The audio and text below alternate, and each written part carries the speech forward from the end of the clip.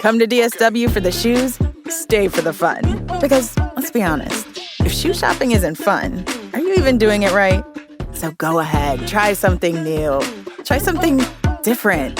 Good different. Try something that feels like you. You know, the real you. And then definitely brag about it later. Because at DSW, you've got unlimited freedom to play. Find the shoes that get you at prices that get your budget at DSW stores or at DSW.com. Let us surprise you. Hey, Sal. Hank, what's going on? We haven't worked a case in years. I just bought my car at Carvana, and it was so easy. Too easy. Think something's up? You tell me. They got thousands of options. Found a great car at a great price. And it got delivered the next day. It sounds like Carvana just makes it easy to buy your car, Hank. Yeah, you're right. Case closed. Buy your car today on Carvana. Delivery fees may apply. Every team, every topic, everywhere. This is Believe. Welcome to Orioles on the Verge. This is Zach Spedden, joined as always by Bob Phelan and Nick Stevens.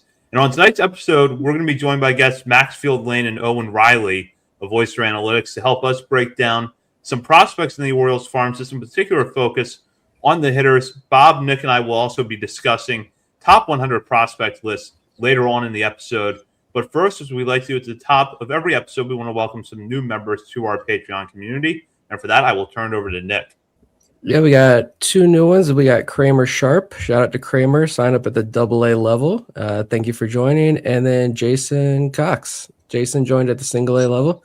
We'll get you promoted to AAA in the big league soon enough. But thank you both for joining. Introduce tonight's guests. They are behind Oyster Analytics, and you can also see their work over at Down on the Farm, which is a Substack site. They are Maxfield Lane and Owen Riley. Maxfield, Owen, how are you doing tonight? Yeah, doing well. Really excited to be here. Thanks for having us. Yeah, absolutely. Thank you.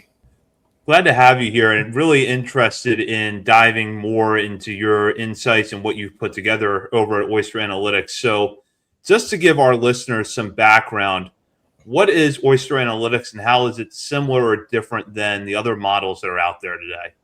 Yeah, so Oyster Analytics, we started it about 2 years ago after Max and I played baseball together in college and, wanted to stay around the game and really were passionate about following prospects and wanted to do it in a way that married data and the ability to communicate insights effectively to different types of fans. So one of our priorities is obviously using rigorous models to run the data through and make our projections, but also to communicate those projections in a way that people can understand and give you an idea of how you can compare players more easily. So we think what sets our model apart is, on the back end, it uses random forest modeling, which is better than, say, like a linear regression based model at understanding how players develop holistically, thinking about their tools not in isolation from each other, but how they connect and interact with each other to make a full player profile. And then also using that rigorous back-end stuff to pop out these percentage odds of these players becoming different types of MLB players. So we define it as a contributor, a regular, and a star.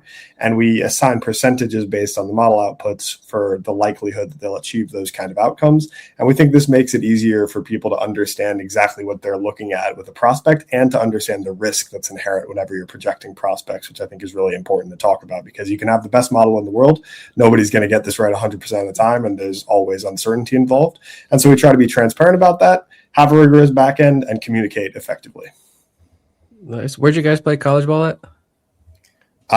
Carleton College in Northfield, Minnesota. Nice. Any overlap with Kiefer Lord, Orioles prospect by chance? I graduated 1 year before he arrived on the scene. Yeah, I was 1 year ahead of Owen, so we didn't get to see him personally, but The crazy thing that we heard was just before COVID, he was fine. He was like an okay Division III pitcher throwing low 80s. And during COVID, he worked out a lot, hit the driveline routine, and came back and was throwing like 91. Yeah, the velocity tick up for him was crazy. Like if you look at his stats his first year, I mean, they were like, you'd never expect that this was a guy who's going to become a major league prospect. Give us an identity crisis. We're like, could we have ever done that? No, the answer is no. We eventually came to it's not in our repertoire. That's why we're here. Love it though. All right, so yeah, I think if we could just ask you guys about a couple of players specifically to start off with, and kind of what your model shows, and any personal thoughts, opinions you guys may have as well. Especially, we got a couple of guys here who I think are a little divisive among Orioles fans and the Orioles community. So it'll be fun to get an outside point of view on these guys as well. But if we could just start with the man up top in Samuel Basallo, and we've been thrilled for years to watch his development. Came up last year, obviously struggled a little bit. He's 20-year-old catcher in the big league. So of course that's assumed going to happen. But looking at y'all's model and what you see there, what does the model see for him, both kind of in the short term and long-term future for Basallo? Yeah, so for us, he's been one of our best prospects really since the beginning. He's been top 20, which I think aligns really well with how the other outlets see him. We give him 99% chance to be a contributor, 99% to be a regular, 92% to be a star. He's our 4th overall prospect, and he's probably one of 6 or 7 that are as close as you can get to locks to make a big splash at the next level. He's just been... I think you could make an argument that since Roald Acuna Jr., he has been the best, teenager in minor league baseball as a hitter in quite a while. Last season, he made that big step up to AAA, 151 WRC plus.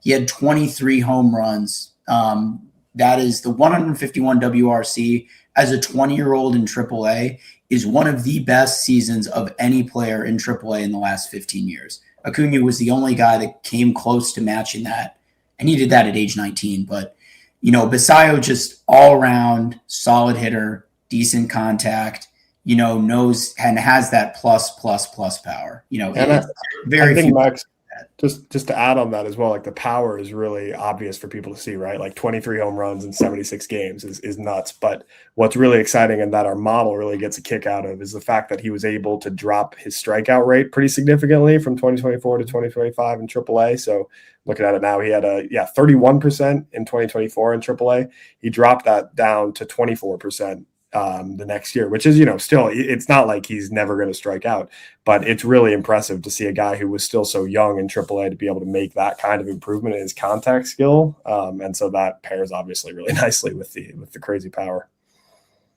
Yeah, I was going to say, I feel like I know somebody did an article a couple of years ago that was compared Basallo's numbers even down to like the DSL. But as he went up through the system, and I mean, he was at or better production wise than some of the great international prospects that we've seen reach the big leagues, including Acuna, Juan Soto. I think when you compare like their DSL and like low A numbers and stuff, it's just, it's insane. But it's good to see, like, I was going to ask a follow-up in what specifically is kind of like boosting Basallo there, but it's good to hear like the strikeouts there is what's kind of doing that for him. And I think that boosts him as well for us is just his ability to, with the arm, right? In AAA, he was so-so at nailing base stealers, but when he came up to the bigs, he was elite in that area. And I think as a catcher catchers tend to take longer to develop than most players. The big reason why is because the position's so difficult. And if he can show that he's, able to be mediocre at the big league level at age 20, 21, 22, that means that he's going to be able to be average, maybe even above average when he hits his prime. And for a guy that's as good of a hitter as he is, he doesn't have to be much more than average behind the dish to be a serious plus contributor. Does the model put out like player comps? Because I know a lot of people listening, they like the player comps. Does it do that? And if so, what's the comp for? I mean, a lot of people easily say, "Oh, it's Baby Jordan," or I think Eric Longenhagen over at Fangraphs called him Rafael Devers with catcher's gear. Like, what is y'all's? Well, I've got some bad news, which is one of the player comps is Jesus Montero, whose big league career was maybe not everybody had hoped for, but we've also got him comped. His top comp for us is Tyler Soderstrom in his time in the minor leagues as well. So this is strictly based on the data, right? Like you can come up with these more exciting comparisons, but if you're trying to, connect the dots as closely as possible, those are a couple of the seasons that come to mind, which I think is important to show, right? That we're talking about Basallo, he's the greatest thing ever. And he is almost the greatest thing that our model has seen. And he gives us these really high probabilities. But there's still always that uncertainty there, and you do have risk factors. That said, I mean, like Max is saying, I think as far as risk factors go, Basayo's near the bottom of the barrel there, because you've seen him, be able to produce at different levels in big sample sizes, and also while being decent at a premier position, which gives him a nice floor on the value. So you couldn't really ask for a better combination in terms of, ensuring that he's going to be a positive contributor. It's all good stuff about Basayo. One guy that stood out when I was going through your model was Nate George, who's coming off of a really strong first full season, starting to get a lot of traction nationally on top 100 prospect lists. But one thing that comes up as a bit of a concern in some reports is that we didn't see a lot of power in year one. So what are your thoughts on George, and what does the model see for him long term? Yeah. So Max, you go ahead. You go. Okay.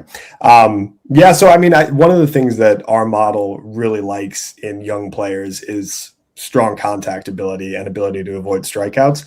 And it's willing to wait for the power to come later. And this isn't something that I've fed into it as an assumption, right? This is something that it's kind of inductively developed as something that it thinks is possible.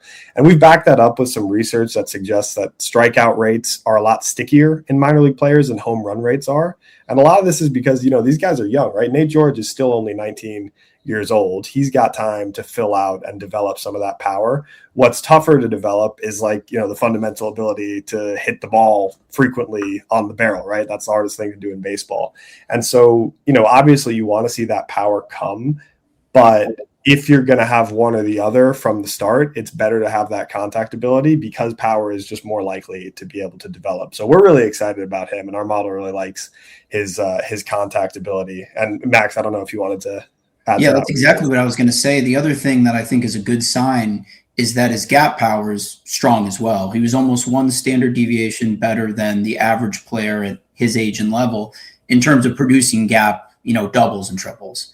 So when we're looking at a guy and we're trying to say, will he have some home run power in the tank as he fills out, physically matures, you look at that and you say, that's a possibility. There are some players who have no gap power, are pure contact, avoid K guys. They don't project quite as well to have that top end power. But for George, he's able to produce that. And the fact that he, 5 home runs at age 19 being under-leveled, that's not too bad, right? It's not non-existent, hopeless type power like, Chandler Simpson's and never hit the ball over the fence type stuff. So yeah, we think that he's probably unlikely to be a plus power guy, but with all the tools that he has, he doesn't have to be. Someone else that has been rising, I don't know if he's been rising for you guys or not, but Aaron Estrada, a guy who, when he first started his career back in the Dominican Summer League, we kind of viewed him as like a Freddie Bencosme 2.0 type player. When you look at some of his DSL numbers, like the hit tool is going to carry him through the lower levels of the minor leagues fairly quickly. Good strikeout numbers, good walk numbers. But then I think last year, I can't remember how much, he bulked up like 20 plus pounds. The power started to shine through, and that made him certainly a much more intriguing prospect. And I feel like for a lot of places outside of the Baltimore community, when people are talking about Orioles prospects, it's Aaron Estrada has been like the hype man this offseason. What do you guys think about Aaron Estrada? Yeah, it's interesting to go through these guys in order like this, because I think they're really emblematic of like kind of 3 tiers in our prospect rankings. Like Basayo's like in that top echelon of, can't do much better.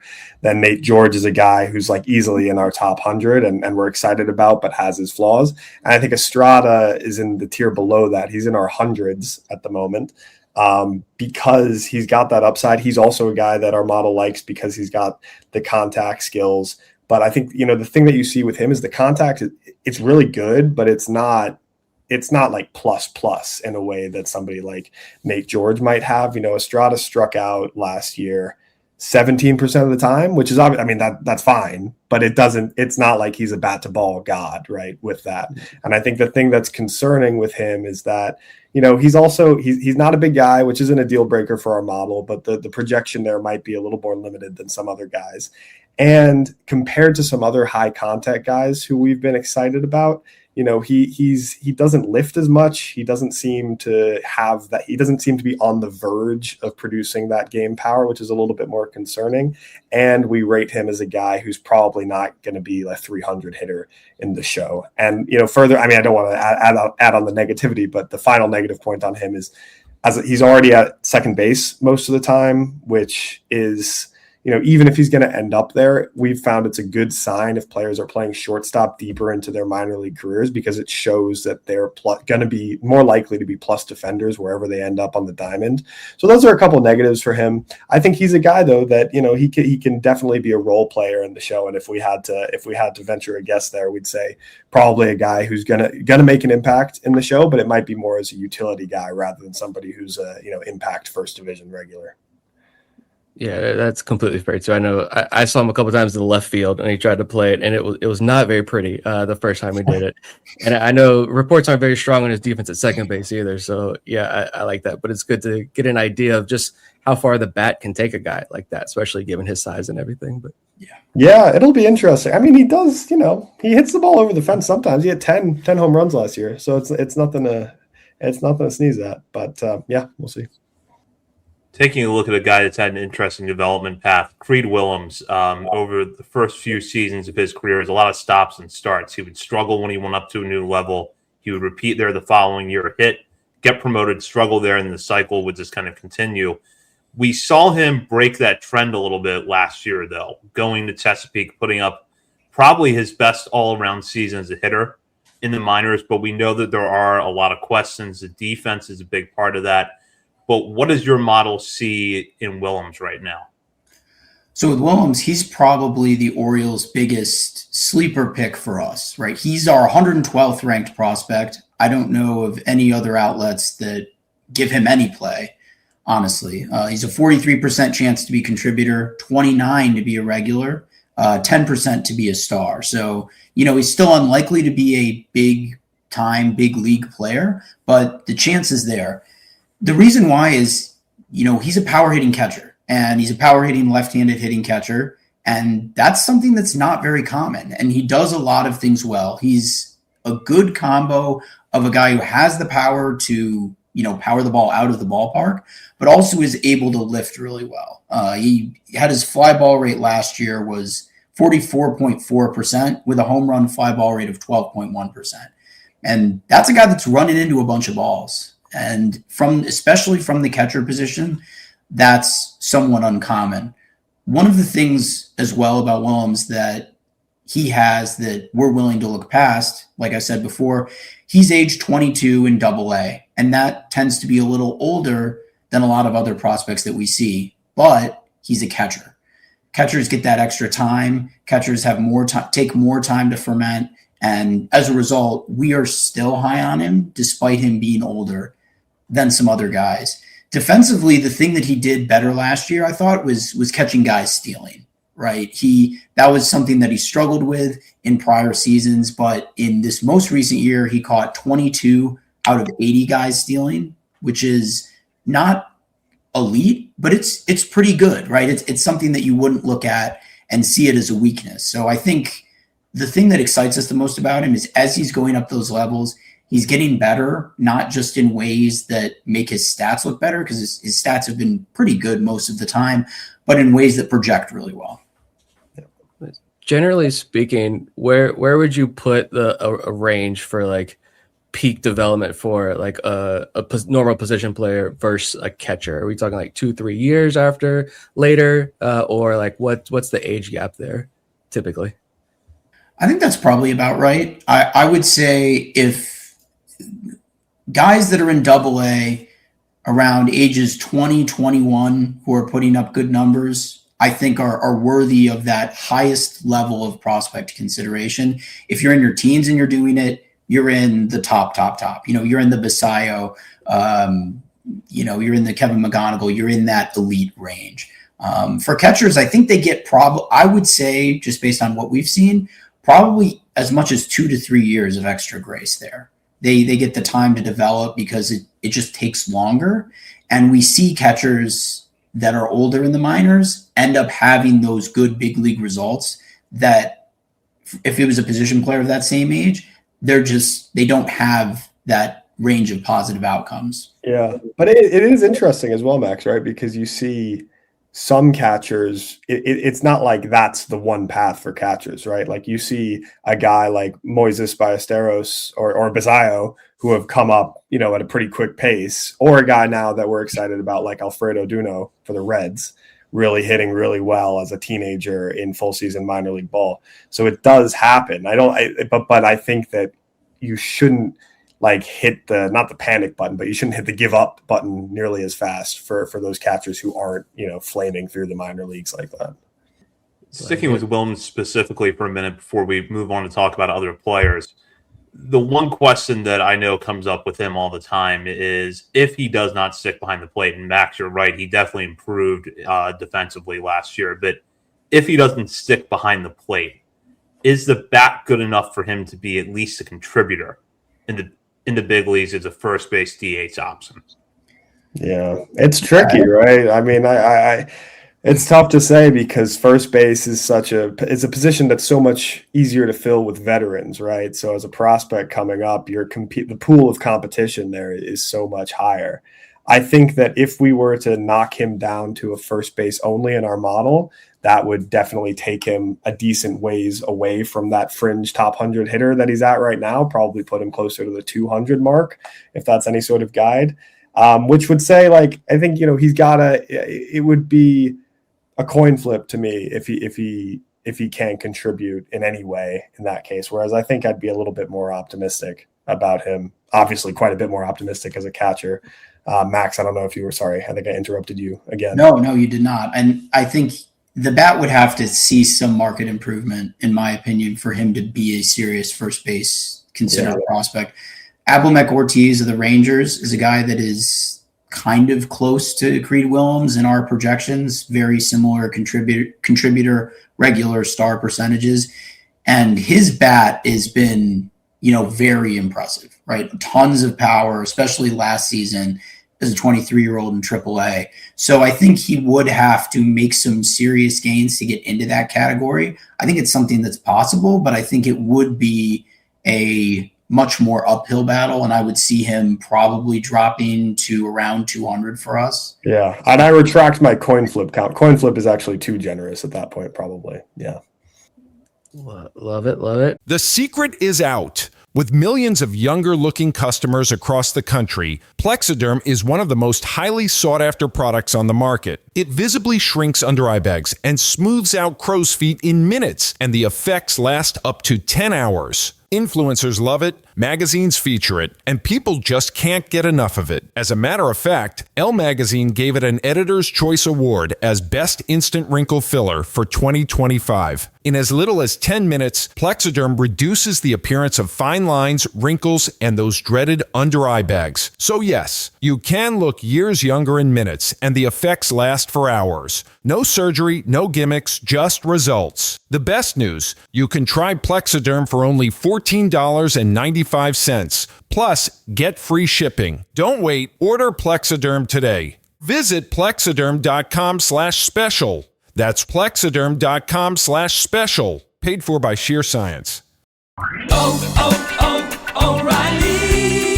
Check engine, ABS, or maintenance light on? Take the guesswork out of your warning lights with O'Reilly Veriscan. The service is free and provides a report with solutions verified by ASE certified master technicians. And if you need help, we could recommend a shop for you. Ask for O'Reilly Veriscan today. O'Reilly Auto Parts.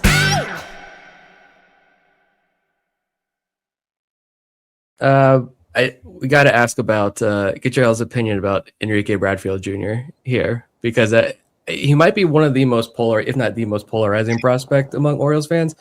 Obviously, highly regarded for the speed and defense. I don't think anyone questions that too much. But when it comes to power, you might have seen like marginal improvements in how much he impacts the ball when he was on the Arizona Fall League this year, but still, obviously, it's not going to be a tool that I think has much of an impact in the big leagues. And you look at his AAA sample, not very good either. It was a smaller sample. He was on the IL multiple times last year due to the hamstring issues. But what are you guys seeing in Bradfield? And curious if you guys have any like personal thoughts about this type of profile and how it could play, if at all. Hey, Bob. Hey, appreciate the career advice, Bob. Yeah. Nice to meet you. It's not fun. Yeah, nice to meet you guys. Thanks for doing this.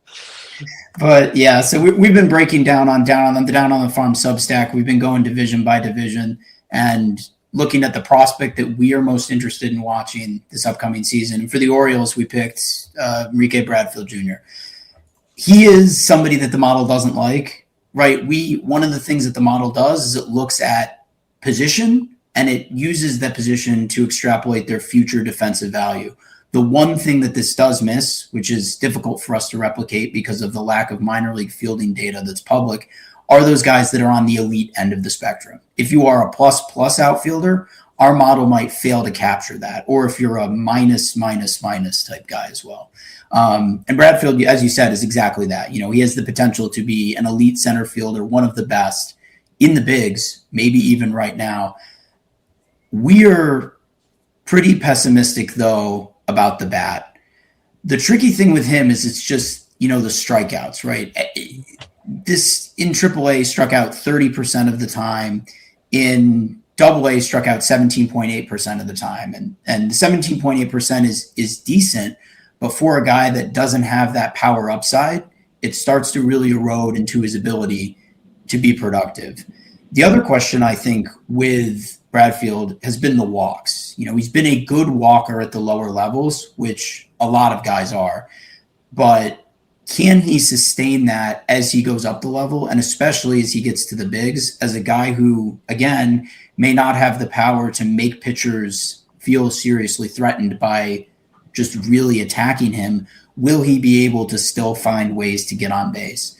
Players of his type that are as old as he is and are still struggling with the bat don't tend to be plus hitters at the major league level. But, if there's a guy that could overcome that with everything else that's a part of their package, Bradfield could be that guy.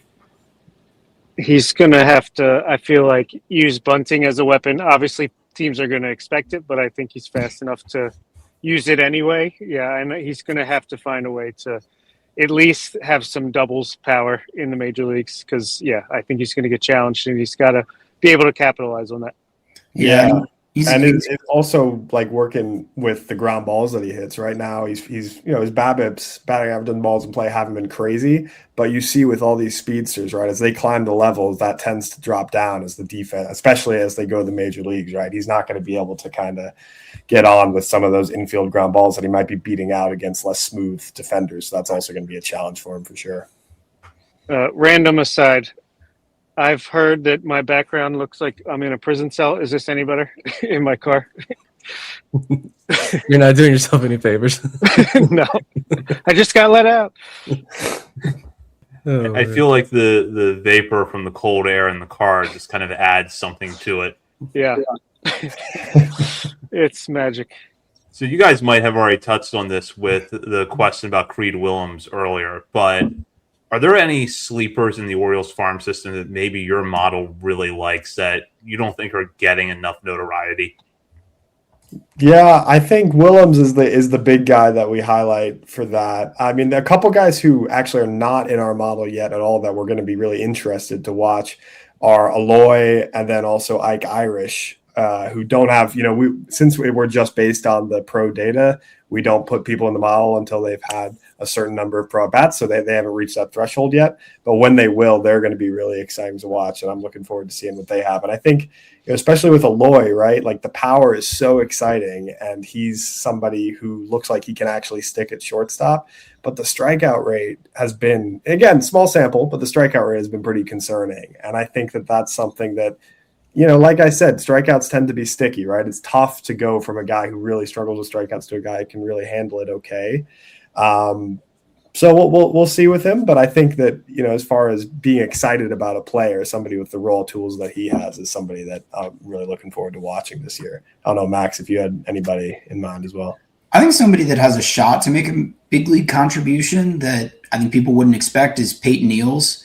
He was brought in by the O's. He was a really awesome story, playing independent league baseball in 2024, went from independent league to single A for the Twins, to high A for the Twins, to triple A for the Twins, and raked at all three levels. Last year, he started the season off injured, and it just kind of grinded things up for him, and he ended up having a 96 WRC plus season in triple A, which, still is decent given that was, really part of his second taste at that level. He's 25 years old, though. He's a little older, but I think that out of all the old guys that you see, old in quotation marks, guys that you see in the minors, you might be willing to give him a free pass just because of how different his development path has been compared to the typical minor leaguer.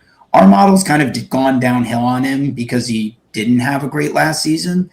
But if you think that he can return back to how he was in 2024 and that it was the injuries that kept him down, I think he's a guy that could be a legitimate utility player for the Orioles, if not more. He's got a good glove. He makes solid contact, very small, but still pretty physical. I think he's got a shot. Yeah. Going out of 2024, our model was pretty high on him. So, it's tough to say, right? Like, when you don't know when you should discount the injuries and say, well, he wasn't at full strength, and when you should say, well, the injuries have made him a different player now and disrupted the development. So that's a big question mark. But if it's the more optimistic side of that, yeah, he's a guy that we'd be pretty excited about. On the flip side of that, is there anybody that you've seen, like on the national side of things, that gets a lot of love and attention or highly ranked, but the models maybe a little bit more down on? One guy for the O's that our model doesn't like, which I think you would say makes sense given the pro data, is Vance Honeycutt. I went to grad school in North Carolina, so I got to see him play most of his games over 2-3 years. And while I thought he was a pretty strong player with legitimate 5-tool potential, the strikeouts, even at the college level, were a real issue. He attempted to add a lot of power in his senior year, started selling out on swings, but the problem was the K rate climbed. It was 27.5% in his senior year of college, or his junior year, his final year of college. That, for us, was a really big red flag. And even though he wasn't in the model, knowing how low-level, lower competition K rates are, such a red flag for us, we were not really surprised to see him struggle with the Ks when he got to affiliated ball with the Orioles.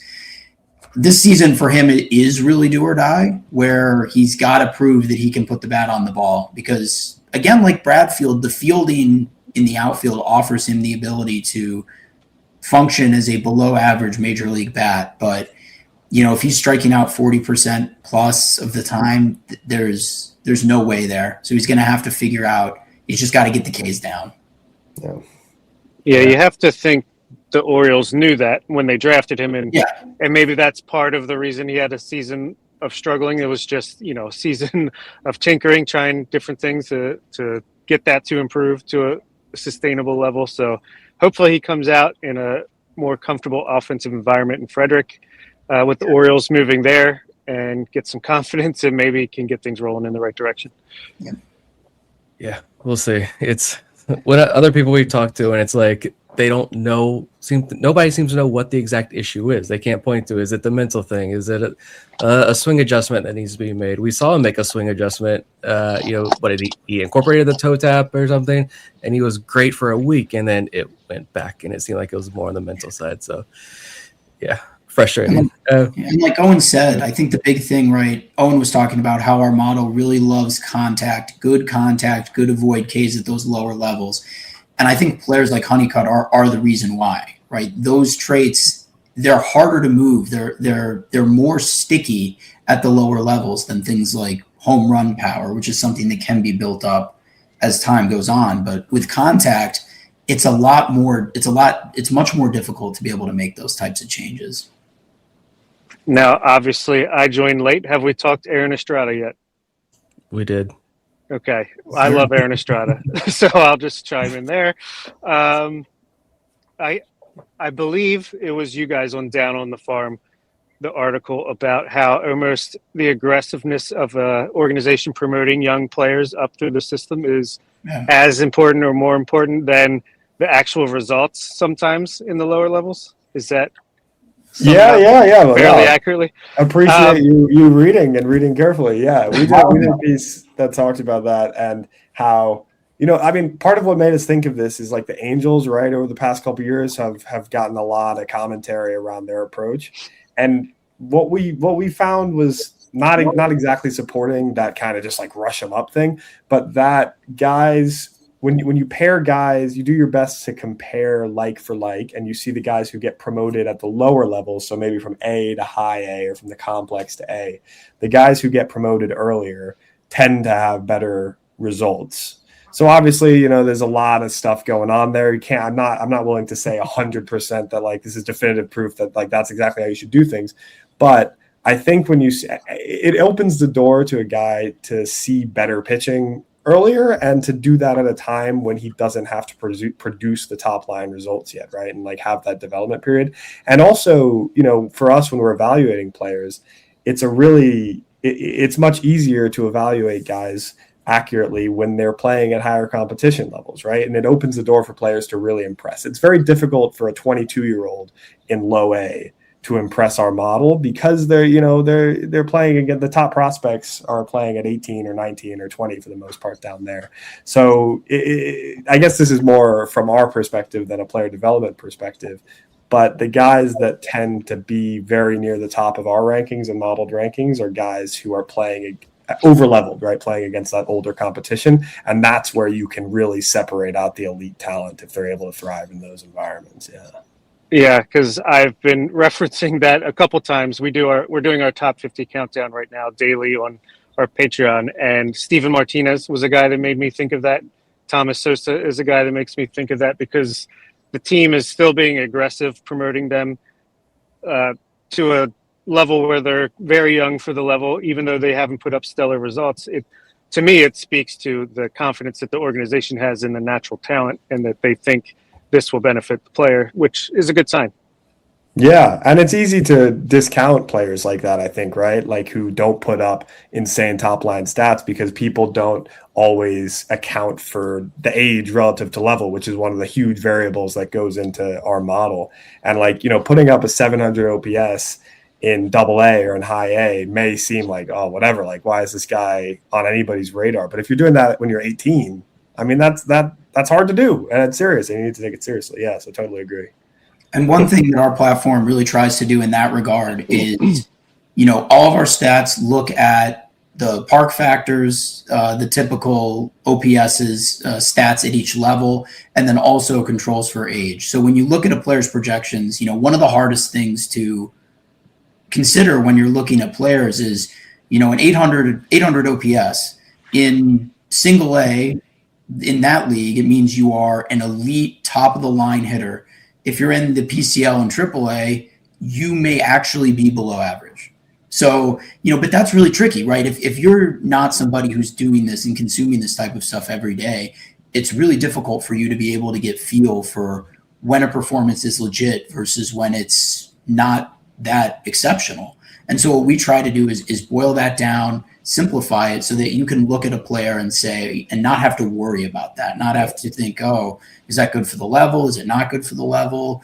This makes it a lot clearer and gives people just the ability to say, oh, he only hit 5 home runs, but 5 home runs as a 19-year-old in single A, that's kind of decent. Where 20 home runs in a full PCL season is similarly okay, but looks a lot better. Yeah. If you're going to look at one number, WRC plus, that's the one for me. Yep. I agree there. I don't know if Bob or Zach had any other questions about prospects, but if not, I do have a major league question to throw in this with. You guys had an article a couple weeks ago titled "How Good Are the New Look Orioles?" Simulating the Alonso Ward boost. So if we could end this with some major league talk, basically, how do you guys view this 2026 Orioles lineup? Because we know last year projections said this was a top 2, top 3 offense in baseball, and it cratered. It cratered pretty hard. But like you said, they had Pete Alonso, they had Taylor Ward.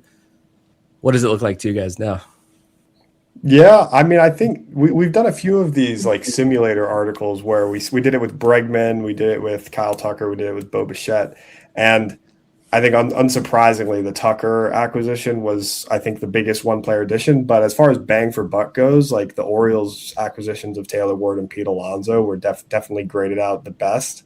And I think it's because you got a guy in Taylor Ward who really addressed issues against left-handed pitching, right? So when you're comparing value of a player in this situation, you're not comparing him to some just like average. You're comparing him to who he's replacing and like what the counterfactual is. And in this case, that was really productive. And then obviously, adding Pete Alonso on top of that actually against right-handed pitching, because Alonso has often had those reverse splits, was really productive. So we thought that was a really good 1-2 punch from the Orioles. And Max, you can add on to that. I think, we evaluated them to adding 6 to 7 wins from doing this, which is great, which is a lot.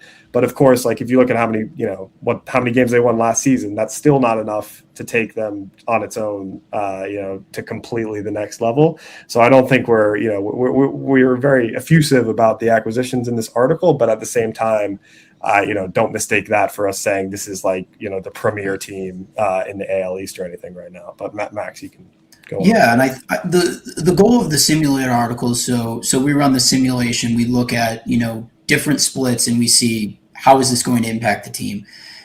One of the things that we've gleaned from this that has been super important is, again, oftentimes when people look at acquisitions, they'll look at WRC plus, right? Or they'll look at WAR kind of in a vacuum where it'll be, okay, this guy has a 125 WRC plus. That's really great. But when you need to look at what's the lineup look like versus lefties, what does the lineup look like versus righties, and then how do different types of players complement each other? And ultimately that, that is what creates value. And, obviously we're still in the camp of getting good players makes your team better, right? That's obviously that. But sometimes there's a couple runs here and there that if you're shrewd and you understand your lineup well and you're able to target and, fortunately sign the talent that fits in really well, you can win those runs. And I think both of these moves were perfect in that regard, right? They found the weaknesses, they addressed them really well, and they added that extra surplus value, from that strong fit, from the fact that their players that they were filling in from were weaker than average. That for us is kind of the goal of the simulation, is to find where those 2, 3, 4, 5 runs that you could tack on or take away depending on fit, how those work out. Yeah, and I think you have to count on, obviously there was a ton of injuries last year for the Orioles on both sides of the ball. You have to count on further development of guys like Basayo, Beavers, even Gunnar getting healthy, and he's only like 24, 25. So, these guys are still so young. I think it's easy to forget. I think it's the baseball world at wide is a little bit quick in writing off the Orioles after the admittedly awful, terrible season that was 2025. But I just think there's a lot of optimism, and I think these 2 veteran bats are going to help hopefully give the younger players the confidence to develop the way they need to as well. Yeah. And I think just to add to that, I think that's exactly right. And also people get the sense that like once a guy debuts and is maybe around for a year or even just half a year, they're like, okay, that's who this guy is now, right? Like the development curve is over. But that's not at all true, of course, right? Like Basayo or Dylan Beavers or even guys like Gunnar Henderson, they're not at peak performance yet. And I think we can lose sight. I mean, we're guilty of this, right?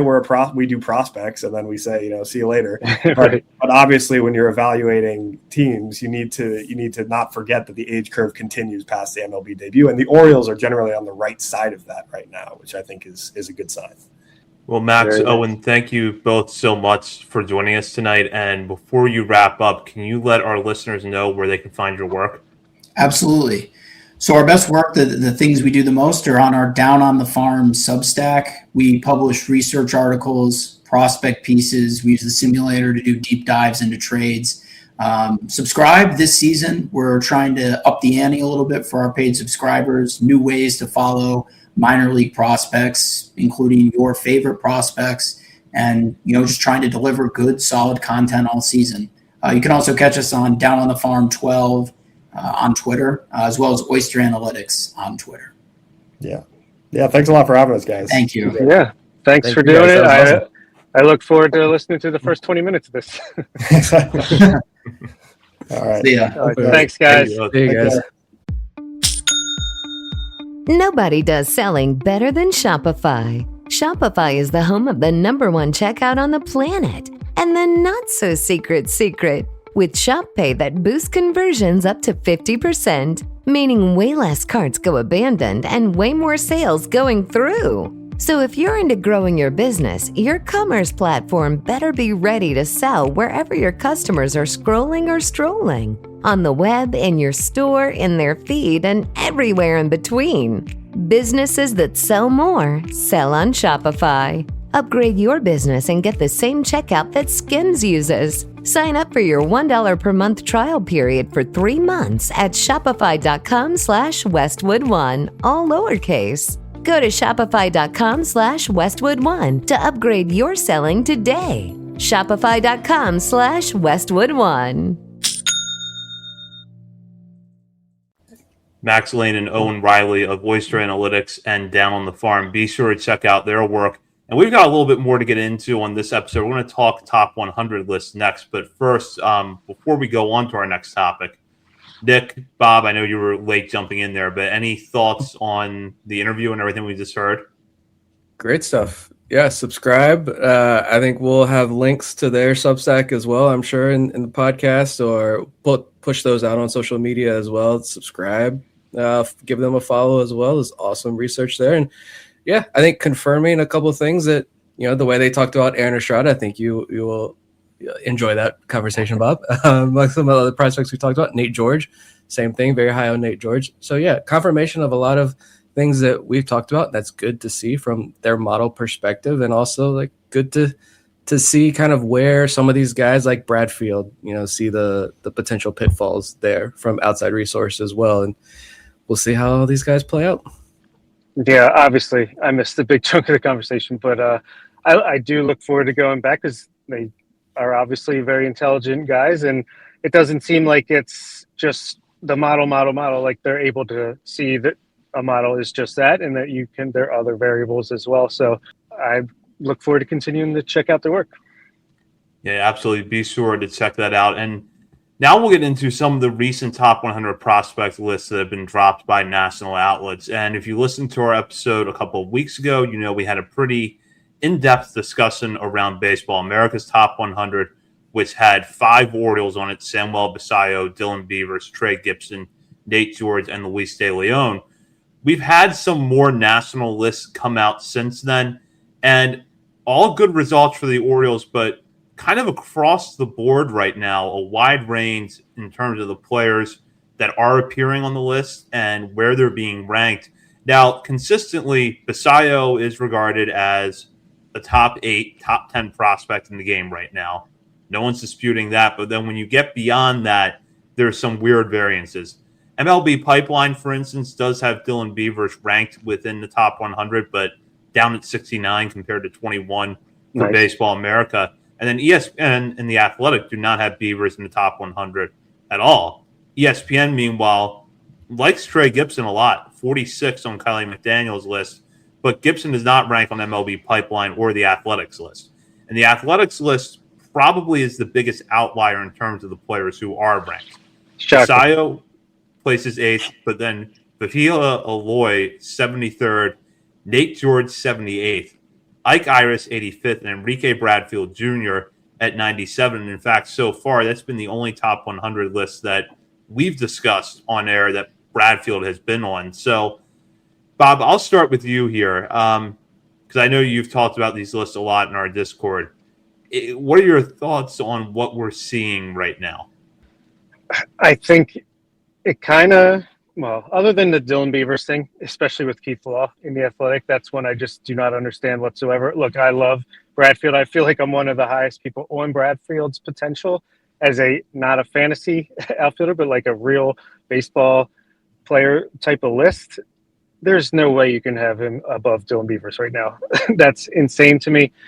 But I do think it's like we've talked about a lot. We have Basayo, obviously a top, even though he's like between 8 and 10. I feel like everywhere. I feel like he's better than that, but that's fine. He's clearly the number one. Then you have Beavers. And then it's just like we have said a million times, like the top 20 in the Orioles system, you could order in any different way to an extent. Like it's a bunch of guys with potential to break out in a big way, but also not like they're not there yet. So I think it makes a lot of sense that you're seeing a lot of different names pop up in different places. I love Trey Gibson getting the top 50 shout out on ESPN. Keith Law is himself, as always. Can't really take much from that. River Ryan, you're like 30. What are you doing on this list? Okay. I look forward to what Fangraphs is going to eventually release as well. I know that it's Eric Longenhagen doing a lot by himself, and it takes him a while to get these things out, but I do like reading his reports. There's always an interesting perspective there. Yeah, I think it's interesting. Obviously, I think we know by now that these things are not that important as far as like Kyle Bradish, I don't believe was ever on the top 100 list, and John Means, and there's a million examples, but it is nice for these players. And honestly, just for me to be like, okay, I wasn't crazy. Other people do see what we see in these players. So it is cool when they pop up on these lists, but it's not the end all be all. Yeah, I do agree. I think Kylie was the first kind of nationally on the Trey Gibson train. And so it's really good to see like, okay, yes, we've talked a lot about Trey Gibson's AAA experience last year and why the numbers look like they do. And so like, if you want further confirmation that there's still plenty of reasons to be optimistic about Trey Gibson in 2026, like Kylie McDaniel saw him as a top 50 prospect in baseball, 46 overall. So that's a good sign there. And yeah, I will say we got what? So is that 3 prospects eligible for a PPI pick? Basayo, Beavers, and Gibson. Yep. So realistically, 2 shots the Orioles are going to have to get that draft pick back when, they've already traded one and they're probably going to lose another one here tomorrow night or something. Next 48 hours when they sign everybody's favorite free agent pitcher remaining. It's not from Zach Gallen. But yeah, I agree. Like I said last time, these lists are fun talking points for a few minutes in the off season. But yeah, they're definitely not the end all be all. I will say one nice thing about Keith Law's list, not him. Keith Law's list though, I like that he's got Vahiva Aloy so high there at 73. I think if there's one guy, I'll take the opportunity to say this again. I don't think enough people understand how good Aloy could be. Like just you look at his college production.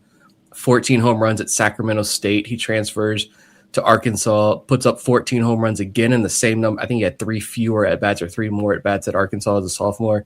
Still gets 14 home runs. And then last year, 21 home runs at OPS over 1,000 in the SEC. And I think you're always going to hear, I think you already do see the conversation a lot of, oh, he's going to be too big. He's going to move off shortstop.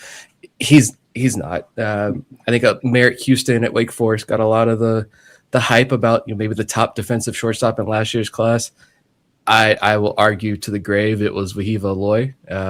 And yeah, I think he's going to stick there. And even there's real swing and miss. And I feel like we have to be careful whenever we say swing and miss with a prospect, because I feel like people will go to like Vance Honeycutt, doomsday scenario. It's not that bad at all. But even if the swing and miss he has plus bat speed. So like that's on his side. Even if the swing and miss doesn't fully develop, you're still talking about a shortstop who's going to hit 20 plus home runs a year and be a 240, 250 hitter in the big leagues. Like that's still pretty solid. So credit where it is due to have Aloy that high, but yeah, fun list of names there and 2 shots at a PPI pick. Love to see it.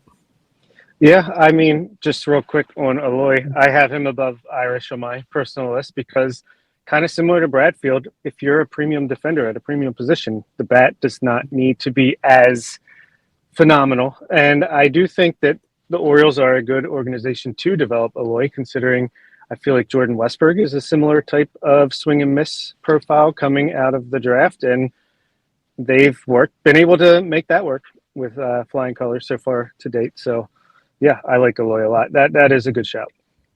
That's a good point there, Bob. And yeah, I think that with Aloy and Iris, there's question marks around both of those guys. With Aloy, you just both touched on it's a swing and miss. With Iris, it's where is he going to end up in the field? It feels like no one really has the answer to that question yet, but I feel like those are two players that if they come out of the gate strong, and Frederick, you're going to look at the athletics list in a few months and think, oh, well, they're a little bit ahead of the curve because now those two guys are on everybody's top 100 or one of them's consistently appearing on there. Yeah. I think what knocks Irish down, because he was like, I want to say maybe just college only list or maybe top overall list. If you look at like draft rankings last year, Ike Irish was like top 10, top 15, I think, across the board. The big knock on him, why I think a lot of people don't want to rank him too highly, is the defensive question. Where does he end up ultimately? But also just the ground ball thing, which hopefully we see corrected, which it was also a bit of an issue when he was in Delmarva, but hopefully he finds Frederick a nice, fun place to be at for a couple of months and we start seeing the more lift on the ball. And then, I think he'll be on every top 100 list once he shows that he can lift the ball with regularity. Yeah. I actually might dislike MLB Pipeline's list more than Keith Wall's list because this is MLB's like, we're going to focus on the prospects and like this is your chance to put the best quality product out there. I just think MLB Pipeline, you get what you pay for, nothing. I really dislike the way that not to just take shots at former guests, but it's just, I don't know. It's very frustrating to me.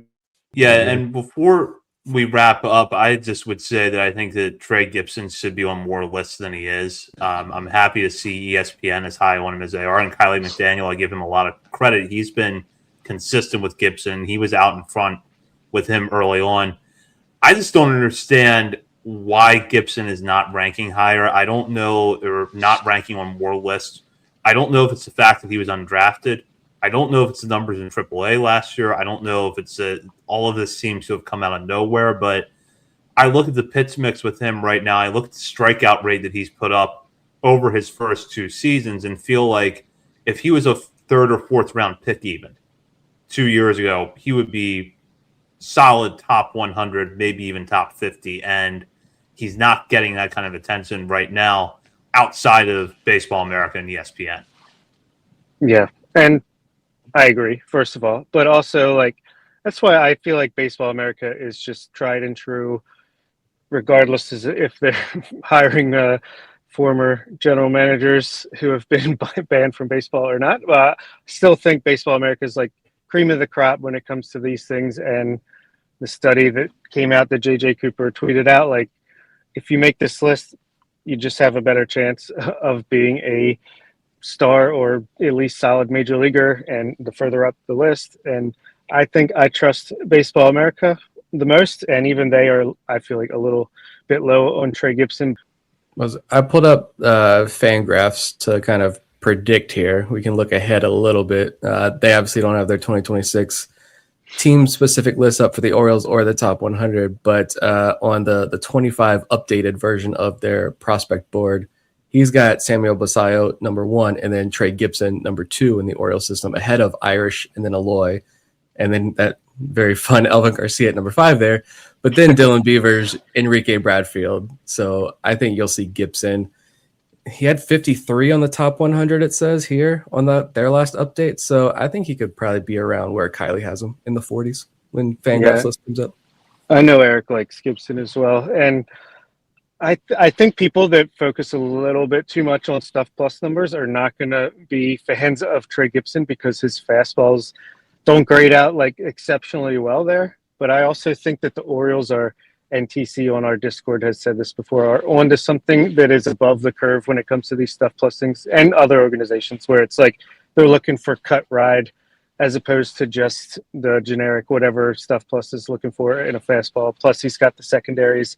And his home run to fly ball rate was just unbelievably, unsustainably high, especially at AAA. I think Connor McGovern, who shout out to his minor league stat tracker that he's working on, keep an eye out for that. I'll try to share that when that's exclusively done, finished, available. It's a pretty cool thing he's got going on there. But I think he said like 1 out of every 4 or 5 fly balls was leaving the park for a home run against Gibson, which is just pure bad luck because there's only so much you can control that.